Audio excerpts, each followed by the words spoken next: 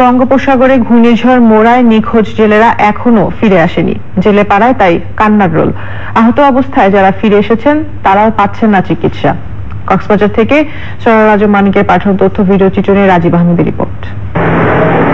কক্সবাজার দ্বীপ উপজেলা মহেশখালী পৌরসভার কুটিবিলা এলাকায় অলি আহমদ ও জান্নাত আরার পরিবারে চলছে কান্নার রোল।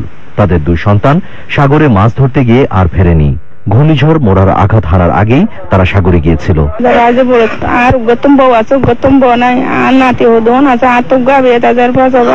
শুধু এই দুই ভাই নয়, গ্রামে নিখোঁজ রয়েছে প্রায় অর্ধশত জেলে, যারা গভীর সাগরে মাছ ধরতে গিয়ে আর ফিরে আসেনি।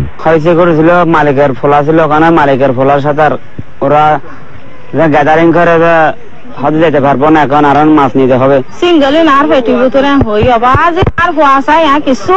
ঘূর্ণিঝড় মোরার পর ভারতীয় নৌবাহিনী উদ্ধার করে এই গ্রামের 33 জেলেকে। ঘরে ফিরলেও শরীরে রয়েছে আঘাতের চিহ্ন।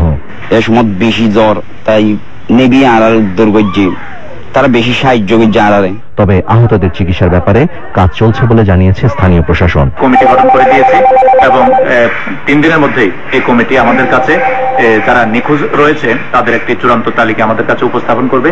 এটি উপস্থাপন করলে আমরা এটি জেলা প্রশাসনের মাধ্যমে এটি আমরা মন্ত্রণালয়ে সাবমিট করব এবং মন্ত্রী মহোদয় আমাদের নিশ্চিত করেছেন যারা নিখোঁজ রয়েছে তাদের পরিবারকে একটি করে ঘর তুলে দেওয়া হবে এবং তাদেরকে পুনর্বাসনের জন্য যে সমস্ত সহযোগিতা করা দরকার সরকারের পক্ষ থেকে সব ধরনের সহযোগিতা করা হবে। কেবল মহেশখালী নয়, কক্সবাজার জেলার কুতুবদিয়া, পেকুয়া সহ উপকূলের আরো অনেক জেলে নিখোঁজ রয়েছে, যার কোনো সঠিক হিসেব নেই প্রশাসনের কাছেও।